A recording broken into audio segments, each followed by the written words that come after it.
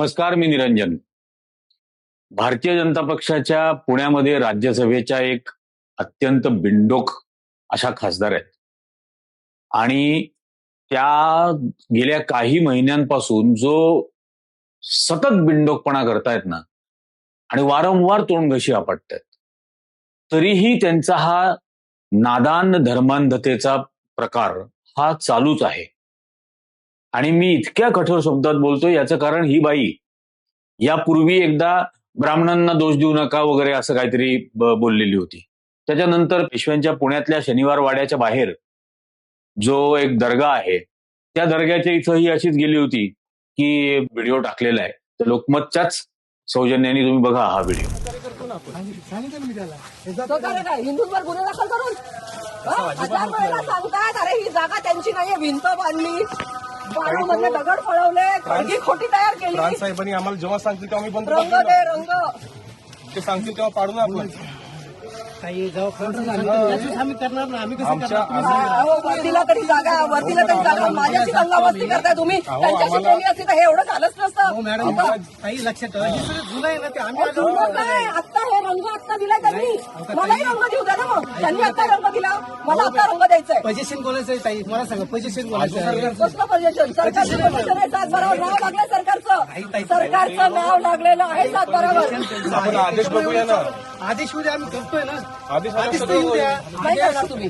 माझा तुमच्यावर भरोसा नाही. प्राण साहेबांचा आदेश आला तर आम्ही इथे पाहिजे एवढा बंदोबस्त देऊ. त्याच्यात अजिबात काही योजना नाही. तुम्ही यांना विचारा ना. मी तुमचा विषय केंद्रात घेऊन जाईन, मी तुम्हाला सांगते.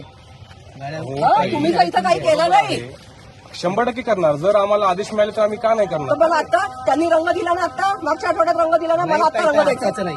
हे आता आत्ताचं रंग नाही. दिलेला आहे, मला आता रंग द्यायचा आहे. रंग दिलेला आहे. ती खोली बांधली आहे. ती खोली आत्ता बांधली आहे. नाही ताई, खोली आत्ता बांधली आहे. जुने फोटो बघू ना, खुर्ची नाही ती. सगळं रंग दिलाय, सगळं खोली बांधलेली आहे, सगळ्या गोष्टी केलेल्या इन्फॉर्मेशन आहेत. चुकीची आहे. आत्ताचं काहीच मानलेलं नाही ताई. जुनं आहे. 200 वर्षापूर्वीच आहे. मी कुठं 200 वर्षापूर्वीच आहे. ताई 200 वर्षापूर्वी आम्ही 2 वर्षापासून आहे. ती खडगी कामाची आहेत. ताई प्राण साहेबांनी सांगितलं सगळं निघेल ना. आजच्या आधीच्या सर्वे मध्ये सुद्धा नाहीये ती खडगी. कोणती खडगी आहेत? हो, पण उकरून बघा, कोणी नाही प्राण खाली. साहेबांनी काढायचा आदेश द्यावा. आम्ही त्याला बंदोबस्त देतो. ऑर्डर देतो. हा मग तेव्हा काढू ना आपण. तेव्हा सगळं करू. तुम्ही ऑर्डर दिल्यावर आम्ही सगळं करू. तुमच्या थोबाडीत कोणी मारली तर तुम्ही काय वाट बघा बसणार का आदेशाची? आपण रिॲक्ट करणार ना, आपण रिॲक्ट करणार ना. कायद्याच्या पुढे चालावं लागेल ना आपल्याला. हे कायद्यानुसार झालंय का? हे कायद्यानुसार झालंय का? खूप आधी झालेलं आहे ते. काय हे आम्ही रंग असताना कुठे झालेलं आहे? नाही. आता हा व्हिडिओ बघितल्यानंतर तुमच्या लक्षात येईल की कुठल्या पद्धतीने ही बाई धिंगाणा घालतीये पोलिसांबरोबर. मंचरमध्ये जी एक पेशवेकालीन काहीतरी बारव आहे आणि मग त्या ठिकाणी स्मशानभूमी, मग तिथं एक दर्गा आहे, या सगळ्या ठिकाणी जाऊन तिने जो धिंगाणा घातला आणि धादांत खोटारडेपणा करून बोलत होती. म्हणजे त्या परिसरामध्ये असलेल्या गेल्या काही वर्षांपासून तिथं बजरंग दलवाले ती जागा बळकावण्याचा प्रयत्न करतायत. असे अनेक प्रकार ते राज्यभर करतायत. नाशिकमध्ये सुद्धा, नाशिक रोडला, जेल रोडला असा प्रकार त्यांनी केलाय. तिथं शिवाजी महाराज चौक नाव एका चौकाला दिलं आणि तिथं असलेला जो दर्गा होता तो आता कुठल्या तरी बाबाच्या नावाने ती समाधी म्हणून बळकावून ती जागा बसलेली आहेत. मला एक समजत नाही, हे सगळं करून काय होणार आहे? म्हणजे याही ठिकाणी ही गेली, पोलिसांबरोबर हुज्जत घातली, पोलीस तिला सांगतायत की इथं कोणी रंग दिलेला नाही, इथं कोणी खोली बांधलेली नाही, हे खूप जुनं बांधकाम आहे, हे नवीन नाहीये, हे सगळं तुम्ही ऐकलं असेल. तरीही बायको, तुम्हाला तुमची लाज वाटत नाही का? हे म्हणजे ही भाषा आहे पोलिसांशी बोलण्याची, या म्हणजे एका लोकप्रतिनिधीची. बरं, हिला इतकी अक्कल नाहीये का की हिनी संसदेमध्ये, राज्यसभेत शपथ घेतली तेव्हा संविधानाची शपथ आहे घेतलेली. संविधानामधल्या तरतुदींचं पालन करेन, नियमांचं पालन करेन, ही शपथ घेतलेली आहे. आणि धादांत सगळ्या ठिकाणी फिरून कुठे कधीतरी भिंत रंगवायला बसते, हिरवा रंग असेल तर भगवा रंग द्यायचा, इथेही मंचरला जाऊन ती रंगच मागत होती. अरे सरळ एक पेंटिंगचं दुकान काढ ना, लोक बोलवतील कोणाला पेंटिंग करून घ्यायचं असेल तुझ्याकडून तर. त्याच्यासाठी राज्यसभा कशाला घाण करते? हे राज्यसभेला घाण करणंच आहे ना. की वरिष्ठ सदस्यांचं सभागृह म्हटलं जातं. हिला एवढी अक्कल नाही, ही त्या पोलिसांना सांगते की मी तुमचा प्रश्न केंद्रात घेऊन जाईन. अगं बाई, पुण्या जिल्ह्यातले पोलीस आहेत ते. राज्याची लॉ अँड ऑर्डर असते. राज्याच्या लॉ अँड ऑर्डर मध्ये त्याचा पूर्ण अधिकार हा गृहमंत्र्यांकडे असतो राज्याच्या, जे तुझ्याच पक्षाचे फडणवीस आहेत, मुख्यमंत्री तुझ्याच पक्षाचा आहे देवेंद्र फडणवीस, त्याच्याकडे जा ना. केंद्रात जाऊन काय करते? रॉंग नंबरला मिस कॉल द्यायचा आहे, पुन्हा एकदा तोंडावर आपटणार याची खात्री आहे म्हणून काहीही कारण नसताना त्या परिसरातलं वातावरण खराब करायचं. याच्या पलीकडे दुसरं काही कामच नाही. त्याच्यानंतर हे सगळं झालं. त्याच्यानंतर तिने एक पोस्ट केली होती, कुठेतरी भाषण पण केलं. म्हणजे त्यात ती काय म्हणते बघा, हिंदू राष्ट्र बनवण्याची शेवटची आणि उत्तम संधी आहे आता. अगं बाई, काल 60 रुपयांनी गॅस वाढला. या देशामध्ये जेवढ्या महिला आहेत ना, त्या सर्व महिलांना आता महिन्याला 60 रुपये कमीत कमी सिलेंडर मागे जास्त द्यावे लागणार. कमर्शियल गॅस सिलेंडर्स हे शॉर्टेज निर्माण झालेलं आहे. त्यामुळे अनेक ठिकाणचे रेस्टॉरंट्स पेक्षा जास्त महत्व मी याला देईन की अनेक ठिकाणच्या खानावळी, जिथं ज्या मेसमध्ये जाऊन विद्यार्थी जेवतात, त्यांच्या जेवणाची समस्या निर्माण होणार आहे. त्यांच्यापर्यंत भाजीपाला पोहोचेल कसा याची समस्या निर्माण होणार आहे. तुझे तो लो आयक्यू बुलडोजर पंतप्रधान जो आहे, त्याच्या सगळ्या कर्तुतीमुळे, या इराण इराकच्या युद्धामुळे भारताला जी किंमत चुकवायला लागणार आहे, भारतामध्ये क्रूड ऑइलचा पुरवठा कमी होणार आहे, इथल्या गॅसच्या किमती वाढतायत, ऑलरेडी वाढलेल्या आहेत. तुमच्या त्या गुजरातमधला एक प्लांट बंद झाला टाटाचाच या गॅसच्या शॉर्टेजमुळे. आणि आता तू हे असलं काहीतरी करतेय. हिंदू राष्ट्र बनवायचंय. देश कुठल्या समस्येला सामोरं जातोय? तुझ्या हिंदू राष्ट्रातला पंतप्रधान असा एप्स्टाईनच्या फाईलमध्ये येत होता का ग? जो एप्स्टाईन लहान लहान मुलींबरोबर नंगा नाच करत होता, त्यांचं लैंगिक शोषण करत होता, त्या लैंगिक शोषण करणाऱ्या एप्स्टाईनमध्ये तुझ्या नॉन बायोलॉजिकल पंतप्रधानाचं नाव येतं. हे हिंदू राष्ट्राला मान्य आहे का? हेच ते हिंदू राष्ट्र आहे जिथं एप्स्टाईन फाईल गावोगावी व्हाव्यात अशी तुमची इच्छा आहे का? याच्यातल्या तुमचा केंद्रीय मंत्री हरदीप सिंग पुरी त्या हरामखोर एप्स्टाईन कडून करोडो रुपये घेतो, हजारो कोटी रुपये घेतो मुलीच्या नावावरती. त्याची शरम नाही वाटत का? हे हिंदू राष्ट्राला मान्य आहे सगळं. आणि आता या युद्धामुळे जे भारतावरती परिणाम होणार आहे, भारत जे अत्यंत एकाकी पडलेला आहे, सगळ्या जगामध्ये आबरू धुळीला मिळालेली आहे भारताची, की तुझ्या हिंदू राष्ट्रामुळे पुन्हा प्रस्थापित होणार आहे का? या देशामध्ये जे करोडो बेरोजगार आहेत, यांना तुझं हिंदू राष्ट्र झाल्यानंतर नोकरी मिळणार आहे का ताबडतोब? मिळाली का अयोध्येत मंदिर बांधल्यानंतर नोकऱ्या पोरांना? हे सगळं बोलतेस हिंदू राष्ट्र करायचं. अगं बाई, मग मनुस्मृती येईल ना. आणि मग मनुस्मृती आल्यानंतर तुझे हे विनोद करणं मान्य असेल का? असले छछोर विनोद जे चालतात, या विनोदांवर पाबंदी येईल ना मग त्या हिंदू राष्ट्रात?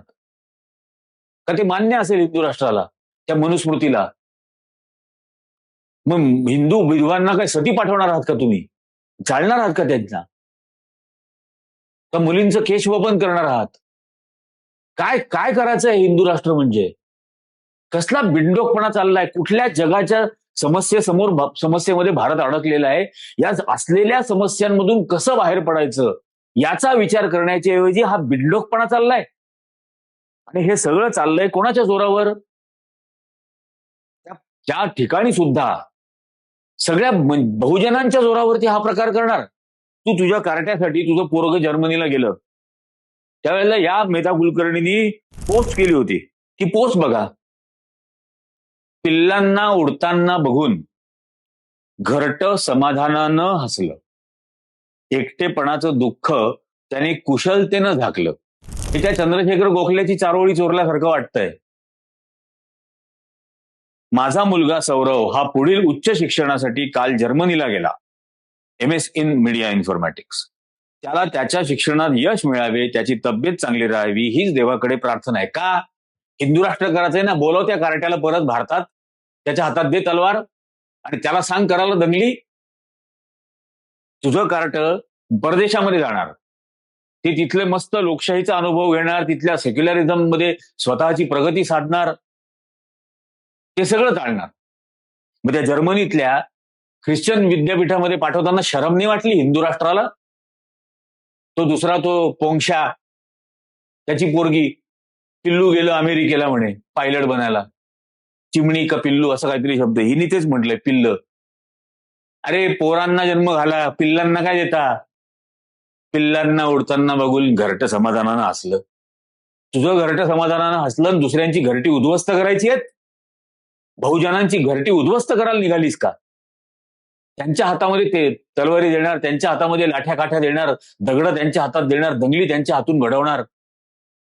लाजाने वाटत असं बोलताना? राज्यसभेची खासदार म्हणून काम आणि कर्तव्य काय आहे? तू ज्या वेळेला दिल्लीमध्ये असायला पाहिजे, संसदेमध्ये असायला पाहिजे, त्यावेळेला तू मंचरमध्ये तमाशे करते. हे असले आणि पोलिसांबरोबर, आणि त्यांना धमक्या, त्यांच्याशी अरेरावीची भाषा. उद्या तुमच्या घरात येऊन तुमच्या मुलींना पळवून नेतील ही लोक. अशा किती घटना घडल्या पळवून नेल्याच्या? काय बोलताय? काहीही कारण नसताना समस्या काय आहे, तुम्ही करताय काय?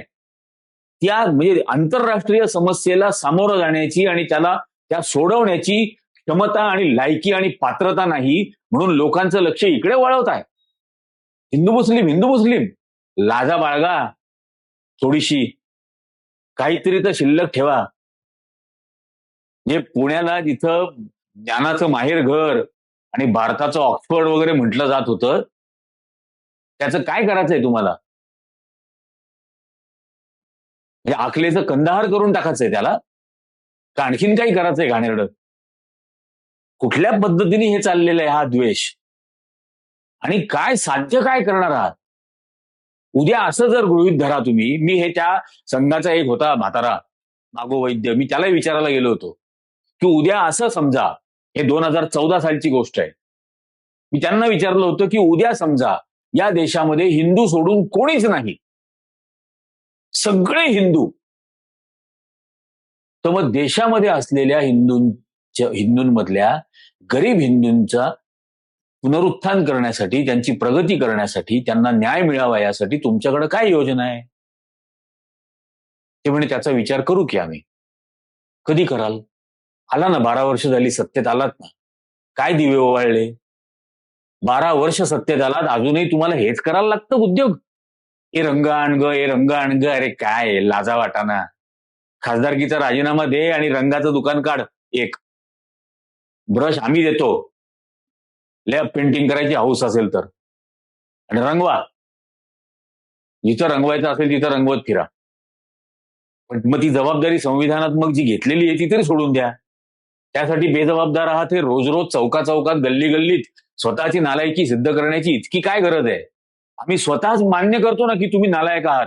देऊन टाका राजीनामा. राज्यकर्ते म्हणवण्याला तुम्हाला शोभाच देत नाही. कुठे ते म्हणजे त्या गुजरातच्या दंगलीनंतर यांचेच पंतप्रधान दीनदयाळ उपाध्यायांच्या खुनामध्ये ज्यांचं नाव बलराज मधोकांनी घेतलं होतं, त्या अटल बिहारी वाजपेयींनी या नरेंद्र मोदीला राजधर्माची आठवण करून दिली होती. आणि आता या बयेला कोण आठवण करून देणार राजधर्माची? पण हे जे असे उपटकुंभ सोडलेत ना महाराष्ट्रात आणि देशभर ठिकठिकाणी, की जे फक्त आणि फक्त द्वेष पसरवायचं काम करतात, ह्या आत्ताच्या ज्या समस्या आहेत, पेट्रोलचं शॉर्टेज होईल, डिझेलचं शॉर्टेज होईल, नाही झालं तर भाववाढ होईल. काय केलं? त्या अमेरिकेच्या दबावामध्ये येऊन रशियाचं ऑइल घेणं बंद केलं. आणि आता रशियाकडून ऑइल घेण्यासाठी परवानगी अमेरिकेने दिली. म्हणजे तुम्ही पारतंत्र्यामध्ये आहात का? देशाला पारतंत्र्यात ढकललंय बेशरमांनो. अमेरिकेने परवानगी दिली म्हणून फार मास्टर स्ट्रोक म्हणतात त्याला मोदीचा. कोण अमेरिका तुम्हाला परवानगी देणार? तुम्ही पारतंत्र्यामध्ये आहात अमेरिकेच्या? कारण देशाला आता ही सवय लावून टाकायची आहे तुम्हाला. आणि आता 30 दिवसाची मुदत मिळाली समजा रशियाकडून घ्यायची, तर रशियानी बाजारभावापेक्षा जास्त प्रीमियम दिला तरच देऊ म्हणून सांगितलं. आधी डिस्काउंटवर देत होते. 15%, 20%, 25% इतका डिस्काउंट मिळत होता. त्या अमेरिकेच्या दबावात येऊन बंद करून टाकलं. आता प्रीमियम द्यावा लागेल तरच रशियाकडून ऑइल मिळेल. त्याच्यामुळे इथल्या किमती वाढणार. ही तर जी बेरोजगारी वाढलेली आहे, या बेरोजगारीला तुम्हाला गुन्हेगारीकडे वळवायचं आहे का? असतील बेरोजगार, राहतील स्वतःच्या घरात, काय अर्धी भाकर खाऊन जगतील, त्यांना गुन्हेगार का बनवताय? आणि ते सगळ्या बहुजनांना तुम्ही गुन्हेगार बनवताय. शरद पंक्षीची पोरगी दगड घेऊन बाहेर उतरत नाहीये, तुझा पोरगा दगड घेऊन बाहेर उतरत नाहीये किंवा तलवार घेऊन बाहेर उतरत नाहीये, फडणवीसची मुलगी तलवार घेऊन रस्त्यावरती येणार नाहीये. तुमच्या कोणाच्याच मुली, गडकरींची मुलं तलवारी घेऊन नाही येत आहेत. त्यांनी इथेनॉलच्या नावाखाली लोकांचे खिसे कापायला सुरुवात केली आहे, गळे कापायला. त्यामुळे हा नादानपणा जो चाललेला आहे हा बाई ताबडतोब थांबवा. आणि माझी महाराष्ट्रातल्या सर्वच्या सर्व बहुजनांना अत्यंत कळकळीची विनंती आहे की या नादानपणाच्या मागे आपल्या पोरांना पाठवू नका. यांची पोरं जर्मनीत शिकणार, यांची पोरं अमेरिकेत शिकणार, इंग्लंडमध्ये शिकणार आणि तुमच्या हातामध्ये दगडन तलवारी आणि गाठ्या देणार दंगली करायला, मारामाऱ्या करायला. आणि याच्यातून आत्ता देशाच्या समोर असलेल्या प्रश्नांपैकी एकही प्रश्न सुटत नाही. हे झाल्याने एकही प्रश्न सुटणार नाहीये. देशभरातले हिरवे रंग भगवे करून टाकले तर देशातल्या समस्या सुटणार आहेत का? भाजीपाला तर हिरवाच खावा लागेल ना या मेधाबाईला सुद्धा. खातही असेल. आणि हे विनोदानी बोलत नाहीये मी. त्यामुळे याला विनोदाचा अंग देऊ नका. मी गंभीरपणाने विचारतोय, हिरव्या भाज्या खाता का? खातात ना? त्यामुळे सर्व महाराष्ट्रातल्या लोकांना अगदी कळकळीची विनंती की अशा या बेछूट नादानपणाच्या पाठीमागं आपली पोरं पाठवू नका. बिलकुल पाठवू नका. हे जे सगळीकडे थैथयाट करणं चाललेलं आहे, द्वेषाने धिंगाणा घालणं चाललेलं आहे, त्यामुळे काळं कुत्रं पण ह्याच्याबरोबर फिरलं नाही पाहिजे. खरं तर यापासून पूर्णपणे अलिप्त राहा. शांतता, धर्मनिरपेक्षता या दोन गोष्टींवरच जगातली राष्ट्र प्रगत झालेली आहेत. हे ज्या ज्या देशांमध्ये आपली कार्टी पाठवतायत ना, अमेरिका असेल, जर्मनी असेल, इंग्लंड असेल, फ्रान्स असेल, ऑस्ट्रेलिया असेल, ते सर्व देश धर्मनिरपेक्ष आहेत. रशिया आणि चीन सुद्धा. तेव्हाच त्यांनी प्रगती साधलेली आहे. अन्यथा फक्त अधोगती होते धर्मांधतेने. त्यामुळे कृपा करून हा मूर्खपणा थांबवायचा असेल तर यांना पूर्ण प्रतिसाद देणं पूर्णतः बंद करून टाका. अक्षरशः या भाषेत काळं कुत्रही नाही फिरलं पाहिजे यांच्याबरोबर. काही गरज नाही. तरच आपण आपला हा महाराष्ट्र वाचवू शकू आणि हा भारत वाचवू शकू. अगदी कळकळीने मी विनंती करून सांगतोय. हा व्हिडिओ आवडला असेल तर जास्तीत जास्त जणांनी याला लाईक करा. याची लिंक जास्तीत जास्त मित्रांबरोबर, नातेवाईकांबरोबर शेअर करा. त्या सगळ्यांना चॅनलला सबस्क्राईब करायला सांगा. आत्ताच्या भागात इतकंच. धन्यवाद.